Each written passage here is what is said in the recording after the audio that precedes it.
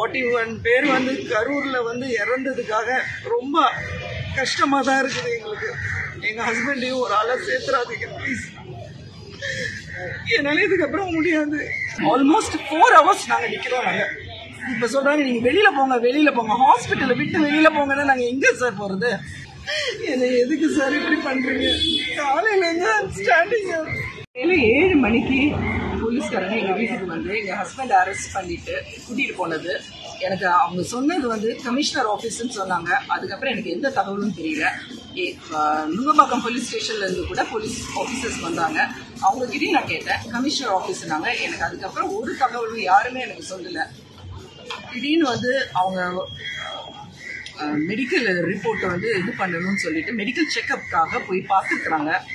அந்த ஹாஸ்பிட்டலில் வந்து பார்க்கும்போது அவங்க ஃபர்ஸ்ட் வந்து பிளட் ப்ரெஷர் செக் பண்ணி பார்த்தப்ப வந்து ரொம்ப ஹையாக இருந்திருக்கு. என்னடா இவ்வளோ ஹையாக இருக்கே ப்ரெஷர் அப்படின்னு சொல்லிட்டு அவங்க வந்து இசிஜி எடுத்து பார்த்துருக்குறாங்க. வேரியேஷன் ரொம்ப இதாக இருந்திருக்கு. எனக்கு வந்து பர்சனலாக ஐஓ வந்து என்கிட்ட என்ன சொன்னார்னா, இவருக்கு கார்டியாக் அரெஸ்ட் வந்திருக்குது, ஆனால் அவருக்கு அது பெயின்லெஸ்ஸாக இருந்தனால அவருக்கு அந்த பெயினை உணர முடியல இப்படின்னு சொல்கிறாங்க. அவங்க என்கிட்ட வந்து ஐஓ வந்து என்கிட்ட சொன்னார் அவரு. இது மட்டும் இல்லாமல் நான் இப்போ வந்து என்னை வந்து உள்ளார கூட விட மாட்டேங்கிறாங்க. ஒரு வைஃபா இதே ப்ரைவேட் ஹாஸ்பிட்டலாக இருந்தானே நான் என் ஹஸ்பண்ட் பக்கத்தில் தானே உட்காந்துருப்பேன். நான் 41 பேர் வந்து கரூர்ல வந்து இறந்ததுக்காக ரொம்ப கஷ்டமா தான் இருக்குது எங்களுக்கு. எங்க ஹஸ்பண்டையும் ஒரு ஆளை சேர்த்துறாதீங்க ப்ளீஸ். என்னால இதுக்கப்புறம் முடியாது. Doctor itself has told that yes he had a cardiac arrest அப்படின்னு சொல்லிட்டு எனக்கே ரொம்ப கஷ்டமா இருக்குங்க. எனக்கு உடம்பு ரொம்ப முடியல. எதுக்குங்க இவ்வளோ இது காலையிலேருந்து இப்போ வரைக்கும் நான் ரோட்லேயே நிற்கிறேன். நான் சைடா பெட்ரோலில் அவ்வளோ நேரம் நின்னேன். அதுக்கப்புறம் எனக்கு இன்டிமேஷன் வந்துச்சு.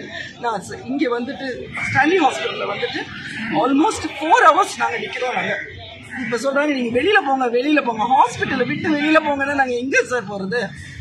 Where should I go? When my husband is inside the campus, ஹாஸ்பிட்டலில் இருக்கிறாங்க. அவங்க சொல்கிறாங்க இத்தனை இஷ்யூஸ் இருக்குது உங்கள் ஹஸ்பண்டுக்கு, அதனால நாங்கள் அப்சர்வேஷனில் வச்சுட்டு தான் we will be taking him to the court அப்படிங்கிறாங்க.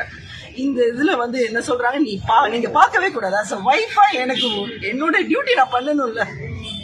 எல்லாருக்குமே அவங்க ஹஸ்பண்டுக்கு என்னென்ன பிரச்சனையோ அது கண்டிப்பாக வந்து பண்ணணும் சார்.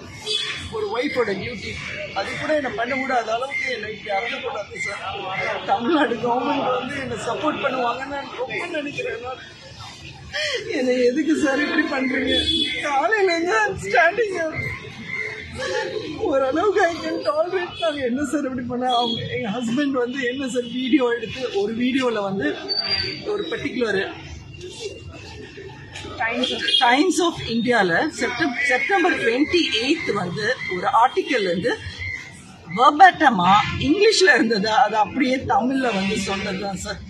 வேறு எந்த இதுவும் செய்யலை. இந்த இதுக்காக கேஸ் போட்டிருக்கிறாங்க. சரி ஓகே, நான் இப்போ அதெல்லாம் விட்டுருங்க, கேஸ் போட்டதெல்லாம் விட்டுருங்க.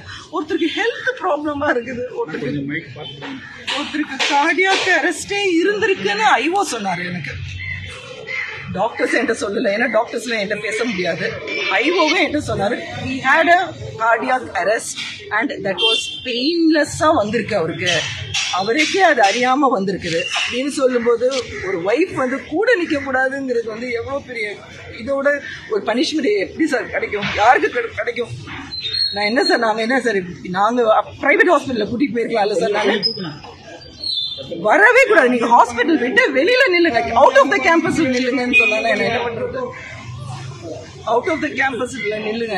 நீங்க யூ ஆர் நாட் எலிஜிபிள்னு சொன்னா நீங்க as a wife I have got every right, citizen of India, citizen தமிழ்நாட்டில் இருக்கிற, நான் தமிழ்நாட்டில் வாழ்றேன் சார், எனக்கு எல்லா ரைட்ஸும் இருக்கு சார். ஒரு ஹஸ்பண்டை பார்க்கக்கூடிய எல்லா உரிமையும் எனக்கு இருக்குது. என்ன நீ வெளியில போன்னு சொல்றாங்க. இதை விட என்ன சொன்னா எனக்கு அழுக முடியல. எனக்கு இதுக்கப்புறம் தமிழ்நாடு இந்த அளவுக்கு வந்து என்ன வந்து ஹெல்ப் பண்ணுவாங்கன்னு நினைக்கிறேன். ப்ளீஸ் என்ன பர்மிட் பண்ண சொல்லுங்க. I want to go and meet my husband.